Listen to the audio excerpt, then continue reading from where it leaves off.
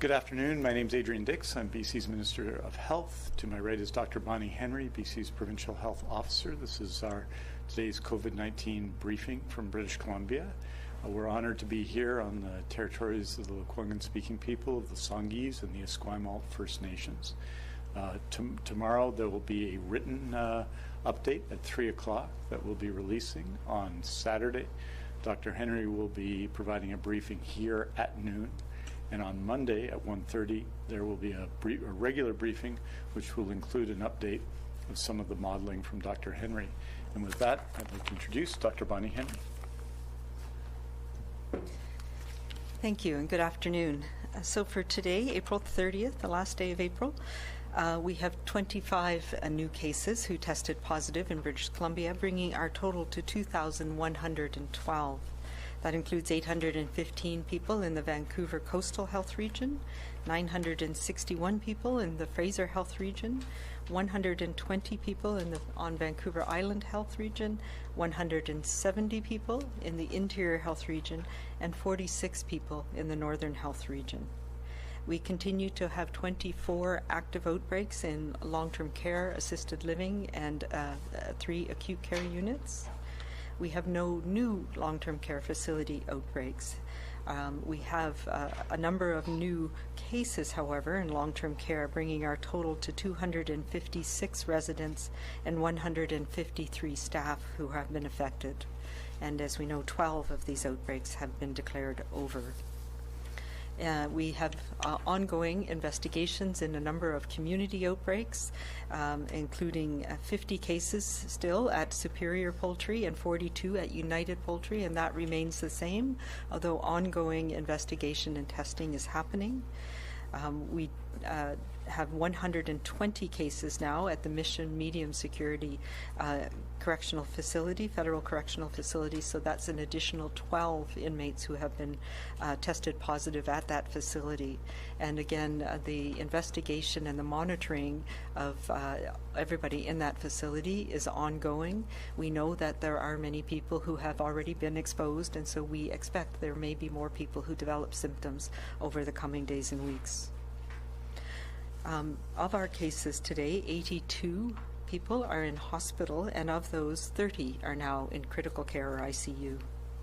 We've had an additional 2 deaths related to COVID-19 here in BC, including one senior in our long-term care home and one person who died in hospital in Vancouver Coastal Health Region. We now have 1,322 people who have fully recovered from COVID-19. Today is another one of those landmark days in that it's been 100 days since we put out our first warning and statement around what we were calling then the novel coronavirus, our first provincial statement. We did it because we were concerned about what this detection in China at the time might mean for all of us, and how this virus that we needed to pay attention to, that we needed to start thinking about preparing for the possibility that was coming here to British Columbia. We want you to know that the risks of what now we know is COVID-19, what they could be, and what they could be in China and with travel initially, and then as it spread around the world.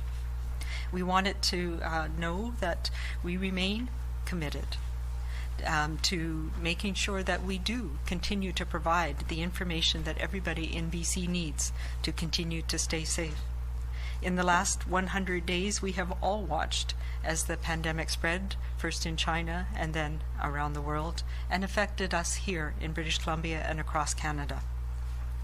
Our lives, our businesses, our communities have dramatically changed in this last 100 days.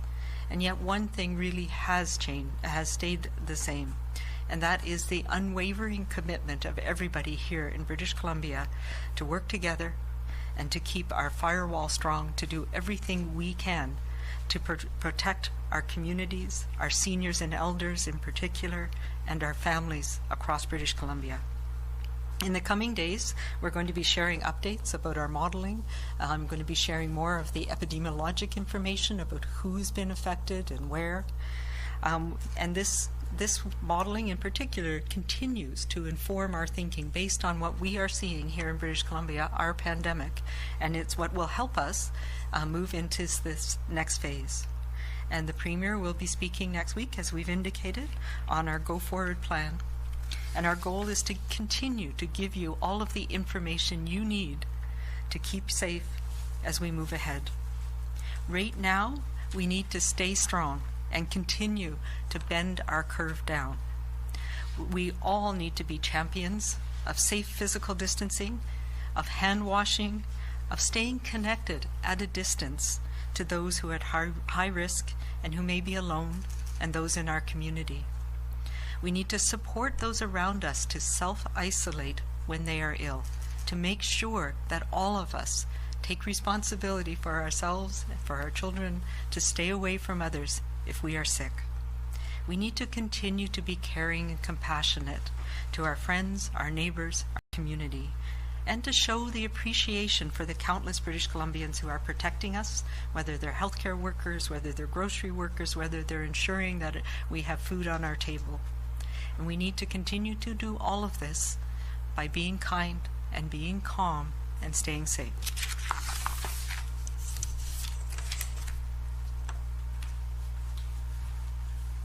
Thank you very much, Dr. Henry. I want to start by acknowledging the two people who have passed away in the last 24 hours, one in the Fraser Health Authority, one in the Vancouver Coastal Health Authority, from COVID-19. We know what this means for the families, we know what it means for the caregivers, we know what it means for those communities, and these are significant events, difficult events in this time to mourn, but because it's difficult for us to come together, but we want everybody to know that everyone in BC, everybody in the government, from Dr. Henry to everyone on the health side, to the Premier, everyone is thinking of them today and mourning the loss of their loved ones, and send our condolences to the families.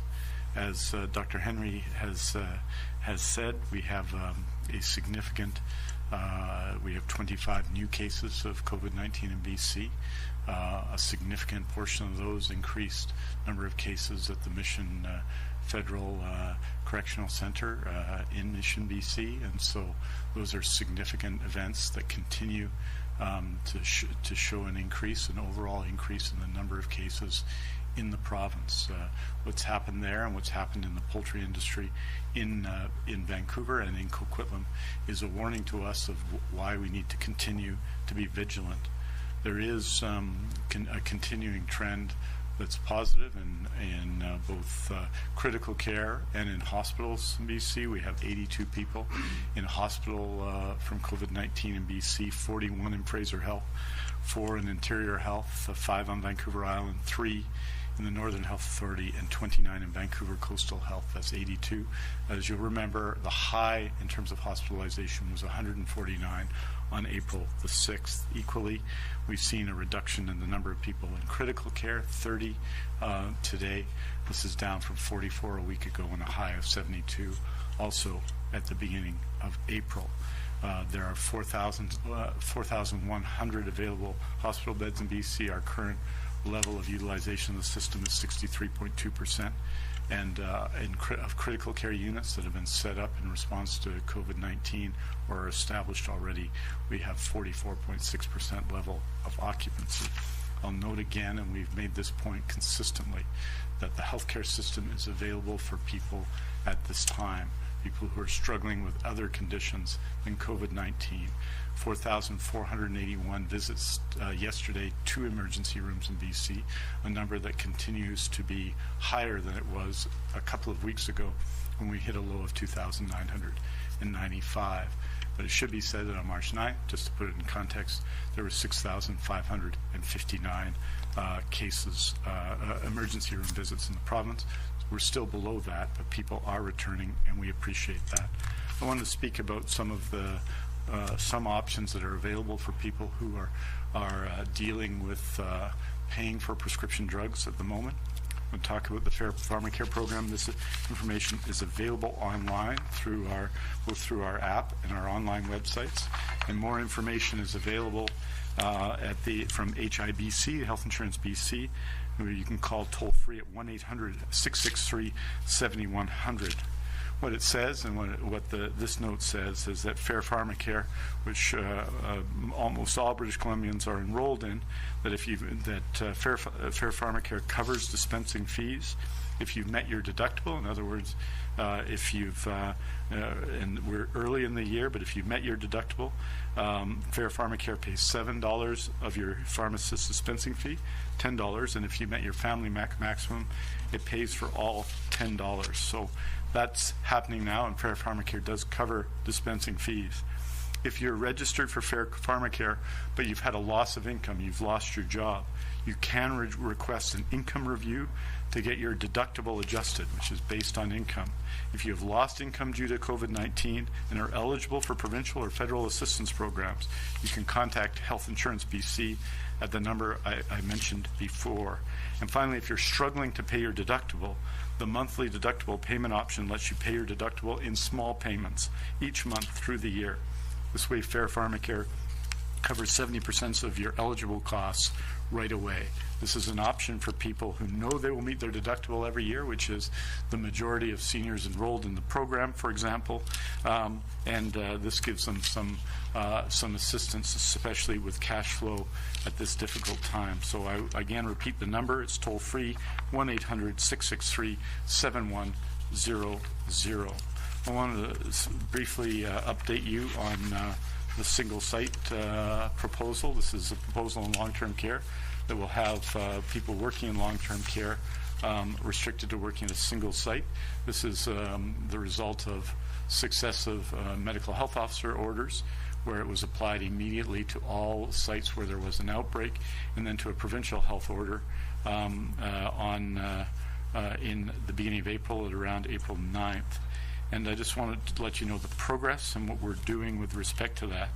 On Monday, in fact, I said I'd provide this update, and I'm pleased to do so today. I want to acknowledge first the HEU, the BCNU, the BCGU, BC Care Providers, HEABC, and many more who supported this change, and the team at the Ministry of Health, which is assisting health authorities in implementing that change, including Steve Brown and the team at the Ministry of Health, and especially all the health authorities for working to implement this complex and necessary change, and for providing the results that enabled this report today. There are, just to put it in context, 45,000 unique employees in BC long-term care facilities, assisted living facilities, private hospitals, standalone extended care hospitals, and provincial mental health facilities.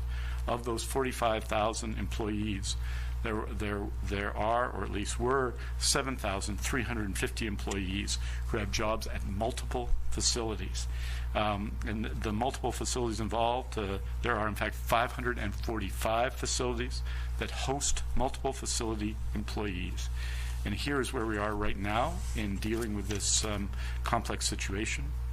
Of those 545 facilities, 276 have completed their single site plan, so that's just over half of the employees, and that's 43 in Interior Health, 40 in Fraser Health, 103 in Vancouver Coastal Health, 64 in Island Health, and 26 in the Northern Health Authority. And we expect more progress, significant progress next week. These are the ones that are completed. We're not releasing partially completed. All 545 are underway, but this will be one of the issues and the facts that we'll continue to update every Thursday at these briefings, so people are aware of the situation that we're in. And finally, I just want to speak briefly again to all those who are waiting for surgery in BC. The Premier said yesterday and talked yesterday about the changes that are coming to address the new normal in British Columbia. Not, of course, going back to where we were in December, but going forward to a situation where we will be able to do more in society, to be less restricted in society than we are now. That doesn't mean there won't be rules or demands or challenges. Many of the people who have sacrificed the most are the now people in the tens of thousands who have seen surgeries, scheduled surgeries, delayed. And this is a group that we think about every day. And as we plan for this unprecedented surgery renewal, and as we proceed through its delivery, we're taking care to do it right. and to ensure we learn and adapt every step of the way. We're giving the same effort to surgery renewal that we have made in the last weeks and months since January in addressing COVID-19. We bent the curve on COVID-19, and we're going to bend the curve for those who desperately need surgery as well. It's going to challenge every single one of us in healthcare, and it will take resources. We know this. But the thousands of people who need their surgeries are counting on us to deliver. It won't be easy, and in the weeks and months to come, it will push us just like COVID-19 has. But as Dr. Henry always reminds us about how we face head-on challenges, such as that COVID-19 puts in front of us, it's not forever, it's for now. Everyone involved is all in on surgery renewal, and we will be presenting updates and a plan to British Columbians in the near future. But what they need now, right now, from all of us, and what they need from us here, but from all of us, is that we stay 100% all in to stop the transmission, 100%, keeping our COVID-19 numbers manageable so we can keep surgery renewal proceeding with full force. That's what we need to do for those that we love. That's what we need to do for those that we don't know. That's what we need to do for everybody waiting for scheduled surgery in BC. Je veux dire quelques mots en français. Aujourd'hui, nous annonçons 25 nouveaux cas pour un total de 2112 cas de COVID-19 en Colombie-Britannique. Nous sommes attristés d'annoncer 2 nouveaux décès liés au COVID-19, un à Vancouver Coastal, un à Fraser, pour un total de 111 décès en Colombie-Britannique. Nous offrons nos condoléances à tous ceux qui ont perdu leurs proches. Chaque région de santé de la Colombie-Britannique compte des patients atteints de COVID-19.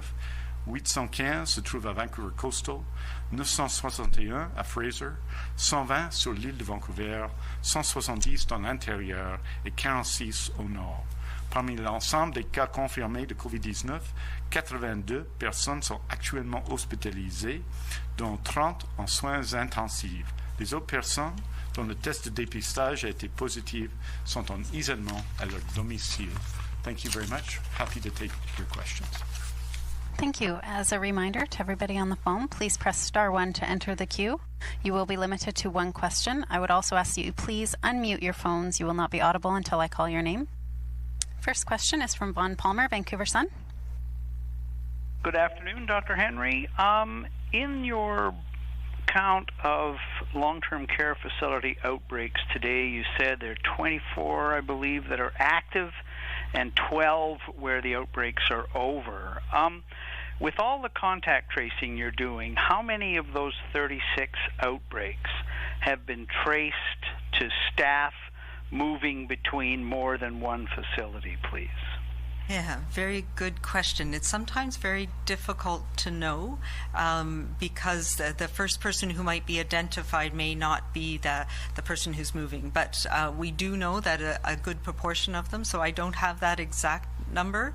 I do know that the majority of them have been related to staff, and often many of them, as you will know from the list that we give, it's a single staff person who's been identified that we've declared the outbreak regarding. So sorry, I can't really answer that question for you, except that it has been an important consideration, and at least a number of them, particularly early on, which is what triggered us to enact this a single site protocol. I will also say that this is not something new to this outbreak or this pandemic. This is something that we have recognized as a challenge every year. Every year, as people are aware, we have outbreaks of respiratory illness in our long-term care sector, primarily influenza, but we also have outbreaks of RSV and other coronaviruses that circulate, that cause illness in long-term care homes and cause a fair amount of both people getting sick but also people dying from it. So it has been something that we have recognized for many years as a challenge, not only for respiratory outbreaks. We also have gastrointestinal outbreaks that go between facilities that can be taken by people, and very recently in the last number of years we've had challenges with carbapenemase producing organisms, so these multi-drug resistant organisms that can also be transferred between facilities and cause outbreaks. So this is a measure that I believe is important not only for this pandemic, but as we consider how do we best protect our seniors and elders in our long-term care sector going forward. Next question is from Justine Hunter, Global Mail. Hi, thank you. Federally inspected processing plants are supposed to have a COVID plan in place. Coastal Health is telling us that they found those plans to be lacking at those 2 poultry plants where we've had the outbreak. Who should have been responsible for making sure those plans were in place? Yeah, so it's obviously a challenging question. There's a shared responsibility around, so there's food safety plans and then there's healthcare worker safety plans. So we would expect that they go hand in hand, but sometimes people who are responsible for this food safety part may not recognize some of the key things that happen on the healthcare workers, or the worker safety side of things. So we do have WorkSafe BC, which has a role. For example, public health inspectors also have a role around if there are transmission of illness either between staff or because of the product that's been produced in that plant. And we have a role, for example, where we've had outbreaks related to contaminated products from plants in the past. So it is a shared responsibility, and I think in this case we clearly needed to do more work on making sure that these plans for worker safety were more robust and were enacted in a more robust way. And that is what we are doing now as part of our going forward in our new normal. When we start looking at other workplaces, this is something that is very important and that we have been talking about to government and to the stakeholder groups. We are going to have in BC provincial level guidance, best practice standards that we will have in each of the different sectors, so that we can all be confident that we have the right plans in place to protect those of us who are going into those settings, the workers in those settings, and making sure that we are all really aware of the things that we need to do to protect us all in this next phase that we're going through, why we still have COVID-19 circulating around the world. Next question is from Tanya Fletcher, CBC. Hi, Dr. Henry. In Alberta, your counterpart has said that people can go outside with a small number of friends as long as they aren't sick, as long as they stay 2 meters apart and they don't share food or drinks. Can you clarify or perhaps give more definitive language around that? You have talked about expanding our personal or social circles, but can you clarify what that means with spending time with friends outside, and if so, what has to change for that to be allowed to happen? Yeah, so here in BC, of course, we have always maintained, and it's something that I feel quite passionately about, as you probably are aware, that being outside is important for us to be able to release when we're going through such stressful times as these, and that we need to do that, though, safely, and that means maintaining our distance and going with our family, our household group, our circle. As we're moving into the next phase of this, we need to consider each of us and our own family, how we want to and how we can expand our circles, but doing it in a way that is safe. So that does mean, yes, we might be able to connect with others in a way that we haven't been able to do in the last little while. But we need to be thoughtful about it, because the more groups and people that we have connections with, the more chances are that we might transmit this virus. And so we need to be careful about our own situation. And it may be fine for young people who are by themselves, for example, to connect then with other small groups of friends. We're not going to have large groups gathering together. We're not going to be having indoor parties in this coming summer. But we can look at how we can safely have more contact and more people in our lives to have those circles slightly bigger.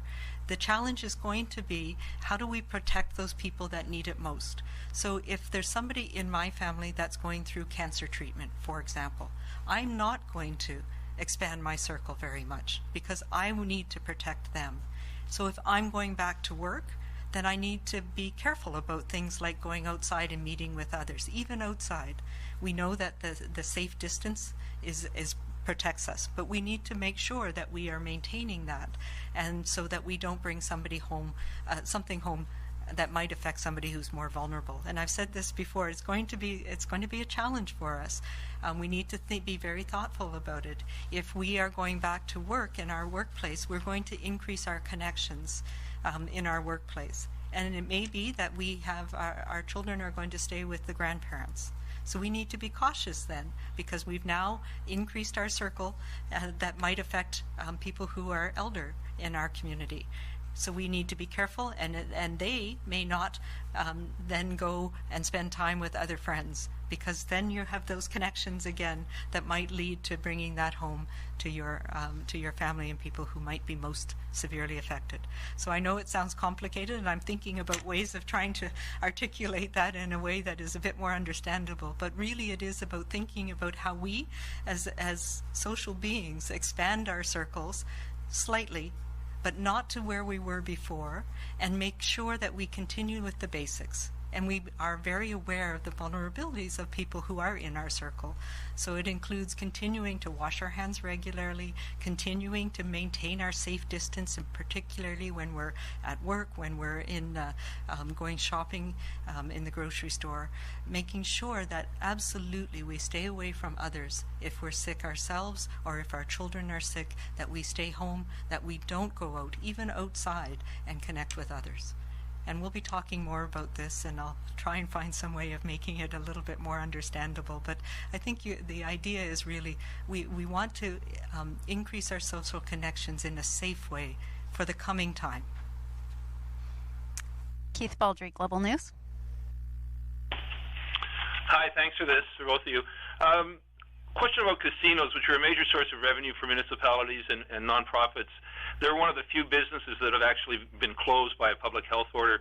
Given the new normal of social distancing and such, can you envision any circumstances under which a casino would be able to reopen? You know, that is one of the ones that has been closed under a public health order, and it would be last on my list to consider for reopening at this point, because we know that that type of environment, one is an enclosed environment, an inside environment. We know that many of the people who frequent that environment are older people, or people with underlying illnesses, perhaps people who might be more or are more vulnerable to having severe illness from COVID-19. So, you know, I would have to be convinced that there's a valid reason and a safe way to do it, and I think that's something that is for further down the line. It's certainly not in the first phase of what I'm considering or what we're considering in terms of how do we get things moving again in our economy and in our social structures. Binder Sudgeon, CTV. Hi, Dr. Henry. We've talked about asymptomatic transmission before, and currently I know in BC we only test people who have symptoms. At the same time, we're getting warnings from RCMP that people are trying to sell black market COVID tests online. So I guess my question is, what's your message for those who want a test, who may not be symptomatic, and especially when there is a lot of capacity for more testing at this time?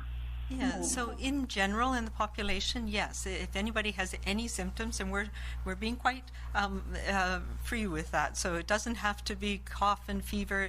It can be any of the myriad symptoms that can be, we now know, related to COVID-19. So yes, we have a low threshold for testing people, but we also know this test is not valid, and none of the ones that are out there, whether they're in the black market or whether they're ones we're experimenting with, are perfect. And in particular, we know that they're not very accurate, or not as accurate as we want them to be early on in symptoms, or when people have no symptoms at all. So we know now that we have a low prevalence. So that means not many people, maybe 1 or 2% of people in our community have this virus at most. And so when you have a low prevalence, your chances of having a false negative and a false positive go up dramatically. So the test doesn't help you in that case. And in particular with this test, we know that if you have no symptoms and it's negative, it really doesn't tell you anything at all. It's not a valid test. It doesn't help you. It doesn't mean that you're safe, because you could have been exposed to the virus potentially, and you're still in the incubation period. The test is negative today, but you may start developing symptoms tomorrow. So it's really important, and I know it's another one of those complicated issues, but sampling people with the tests that we have, the diagnostic tests that we have, who have no symptoms in general, is not helpful to anybody. We do asymptomatic testing in situations like outbreaks, where we know that there's been close contact and exposures, and there's a higher probability that somebody might be early on in their symptoms or pre-symptomatic or may not be noticing it. And so, for example, we've tested everybody in the prison setting. As you can see, there was all of the inmates, there was a number of them that tested positive right away, and then we continued to see people developing symptoms. Even though they might have tested negative a few days ago, they've now developed symptoms and tested positive. So we need to put it in the context of somebody's risk, and in epidemiology we call that your pre-test probability. So if you've not been around anybody and you don't have any symptoms, your pre-test probability is very, very low, and the test is not very accurate in that circumstance. Next question is from Marcella Bernardo, News 1130. Hi, Dr. Henry. I have been hearing from childcare providers who were told on a teleconference last night there's little risk to kids or staff in daycares, and it's now okay for operators here to start running again at full capacity. Considering the recent outbreak in Toronto, is that true? Yeah, we do believe, and we've looked at this around the world, that there's still very low risk to children. We are still learning about whether children actually, have a lower risk of being infected overall, or do they just have more asymptomatic infection, and what is the risk of a child who doesn't have any symptoms passing it on to adults. And there's still, I absolutely agree, it's a very low risk setting as far as we can tell from all the data we have so far.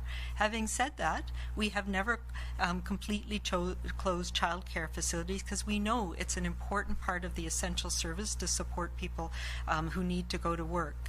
And the early childhood educators, the people who work in our childcare centers, are a critical part of helping sustain the essential services. I will say that it is something that we need to do safely, and going back to full capacity is not exactly where we are right now. So it will be going back to how can we care for children safely, both for the kids and for the educators and the childcare workers, to make sure that that we maintain the important things that we know are protective for this virus. Next question is from Rob Monroe, Info News.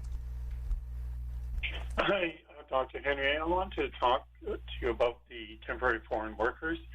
You mentioned yesterday that 900 have come in and been isolated and are starting to go to the community, and 4 were tested positive. A lot of those workers, in the end there will be thousands of them coming to the Okanagan. We had an outbreak here, and it had a second outbreak with it, and some of these people are separated from or isolated for up to 6 weeks. And so 2 sides of that. One is, how are these people being treated in Vancouver in isolation? Is this total isolation, or is it in a group setting like it was here, so there could be further contamination, and the people may be reluctant to come to work in Canada if they fear having to be, in a sense, locked up for 6 weeks?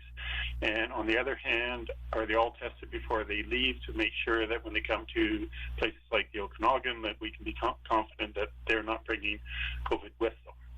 Yeah, so a couple of things. It was the outbreak that we experienced in the Okanagan that really made us recognize that people in communal settings, like they were, even though they were very good accommodations, it was very challenging for the workers in those settings to isolate from each other. So once the outbreak gets started, and we have not had new cases, so I'm keeping my fingers crossed, not had new cases for some time in that group. It was very challenging to isolate. So people had been exposed over a long period of time, and that's what led to the fact that it's taken now, we are closing on 6 weeks, because early on people were still having contact and transmitting to each other. And as we know, once you've had exposure, there's nothing we can do to prevent you from becoming ill. What we need to do is isolate you so that you're not passing it on to others. And we are nearing the end of that outbreak, and I will say knock on wood, because it's been managed very well. So that is what triggered us to put in place the measures that we have put in place for the additional temporary foreign workers, just over 900 as of last count. It's probably a little more now. And what we have done is put them up separately, so they are not having contact with each other. They are being provided in a hotel accommodation, so they all have their own bathroom, their own room. They're provided food. They're provided with means to have contact. They have outside time, but we maintain the physical distancing. We maintain the hygiene that's necessary. And so those people who developed illness were removed to a separate area as well in the hotel, so that there was no possibility of cross-contamination. So we are very confident that those who have completed their 14 days have not had contact with anybody who is COVID positive, and there's been a number of tests being done.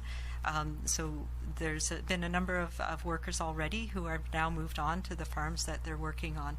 And this is a process that supports everybody. We make sure that they get the health care they need in this time. And I really want to commend the job that was done by Vancouver Coastal, the Mexican consulate, which has been very supportive of particularly the Mexican temporary foreign workers.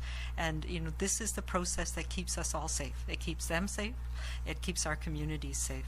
And so we expect that process to continue. Next question is from Brishti Basu, Victoria Buzz. Hi, Dr. Henry, ministers, whoever can answer this. I was wondering, what type of legislation in the long term are you hoping to see that would prevent employees from going to work sick due to fear of missing wages? And is there a public health order that you can enact in the short term to make this a law? Yeah, the short answer is no. It's very challenging to, labor relations is not something that I can order. However, this is something that is incredibly important during this period of time, and I know government is looking at ways to support that, and I don't know if you want to talk to that. I think the Premier spoke to this at some length in yesterday's press conference as one of those issues that we're looking at as we prepare for the next phase of our efforts against COVID-19 in British Columbia. So it's a very significant issue, and as I've mentioned, I know Dr. Henry has mentioned, in the hierarchy of things we need to do, staying home when we're sick is very important in that, as important as some of the others, washing hands and so on. So this is a high priority for us. It's something that the Premier said very directly yesterday that he and Labour Minister Harry Bains are working on, and it's a high priority for all of us. I think in the new normal, we have to do some things differently from the way they were done before, and not going to work, not going to school, not visiting our loved ones when we're sick is high on that list. And we have to, I think, very vigorously look at that, and that's what's happening. This is a very methodical process that we're going through. It has been since January. It continues to be, to deal with issues as they arise, to not be afraid to change and adapt, and that's what we're going to continue to do in British Columbia, and to always, always be guided by the science. Next question is from Amy Smart, Canadian Press. Hi, Dr. Henry. The FDA says it's moving quickly to approve the drug remdesivir for treatment of COVID-19. Are BC or Canadian officials studying its effectiveness? And if so, how promising does it look to you, and how early do you think it could be available? Yeah, so remdesivir is one that we've been looking at. We early reports out of China actually some weeks ago suggested that it might be helpful. As we've talked about months ago, it seems like now, when a new virus arises, we look at all of the antiviral medications that are out there to see if any of them might have some effect. There's been other medications, as you know, that have been trialed as well. But remdesivir is one that has, it's produced by Gilead, that has had some positive case reports out of China. And then more recently, I know Dr. Fauci in the States was talking about it yesterday, that there was a randomized controlled trial. So they had a placebo and remdesivir. He reported that the results were very positive, and we know that the trial was stopped early because one group was doing better than the other group, and when it was unblinded, it turned out that it was the group that was receiving the medication that was doing better than the placebo group. So that is promising. But we have not yet seen the data from that trial. So this is all normally what we do is, as scientists look at it and they study the data, they get a better understanding of, what group is it, were they comparable, who's the people that are going to benefit most from it. So this is an antiviral medication. It doesn't stop you from getting infected, but what it does do is it turns off the mechanism that allows the virus to leave your cells. So the viruses inject their DNA, their nuclear material, in this case RNA, into your cell. It takes over your cell's reproduction mechanisms and it makes a whole bunch of copies of itself, and then it has to get out of the cell and into your bloodstream to infect other cells. And so this is a drug that helps prevent that from happening. And it appears that people who have severe illness, so they're hospitalized or in ICU, it might be an effective drug to help them recover quicker. So in that context, it looks promising, and that's very good news. And I think it's something we should all be excited about. We are in BC and in Canada participating in a number of trials that include remdesivir.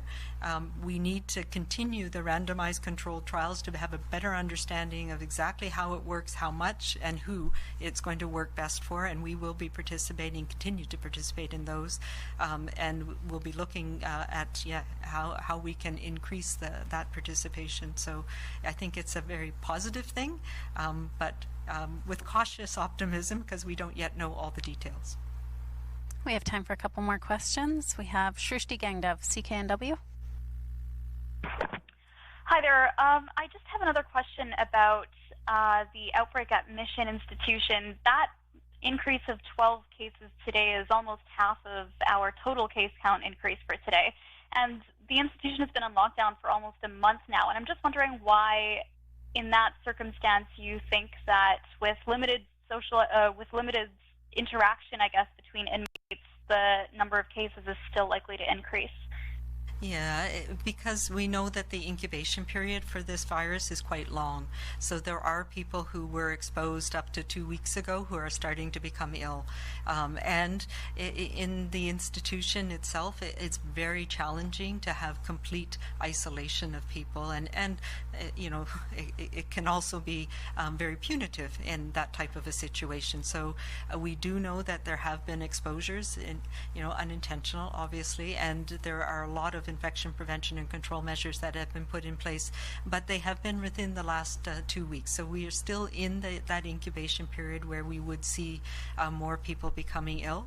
I'm hopeful, and we've been seeing that it's dropping off quite dramatically, but as you point out, we are controlling these outbreaks in other places, and that's really positive for us, and it speaks to how important it is for us to be able to detect any outbreak early, because the earlier we get it, the quicker we are able to control it, and we need to prevent them as much as we possibly can.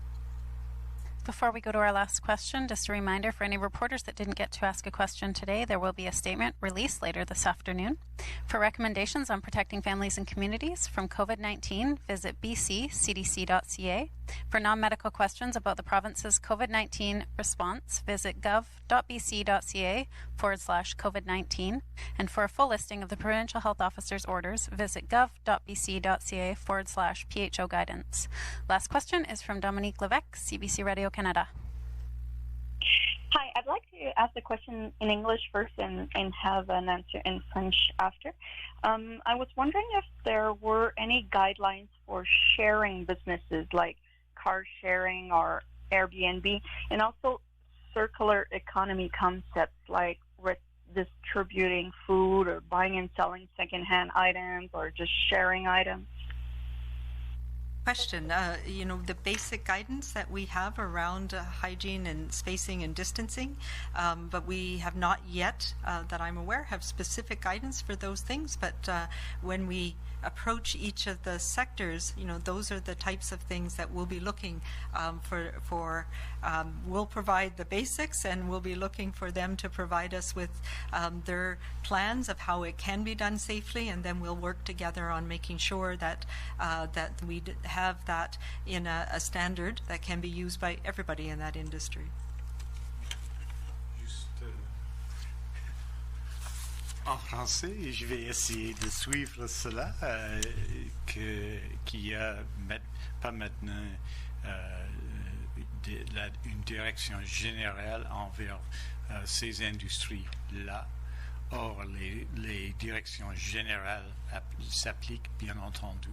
Mais il faut travailler dans chaque secteur, et il me semble, pour répondre à la nécessité de protéger, de sauvegarder tout le monde. Donc, il va falloir développer avec ces industries, sous la direction générale de Dr. Henry et des autres dans les régions de santé un peu partout dans la province. Il va falloir mettre en place des règlements, des guides pour en quelque sorte guider ces secteurs de protéger tout le monde. Et ça va être plus difficile pour un secteur qu'un autre, mais c'est ça qu'il faut faire pendant cette période du nouveau normal, si vous voulez, que tout le monde travaille sur ces questions. Et ça va être différent pour les casinos que pour des autres types d'organisations, comme vient de dire le Dr. Henry. Mais quoi qu'il en soit, il faut que tout le monde se met au travail pour assurer la protection de tout le monde. Thank you very much. Merci beaucoup. Thank you.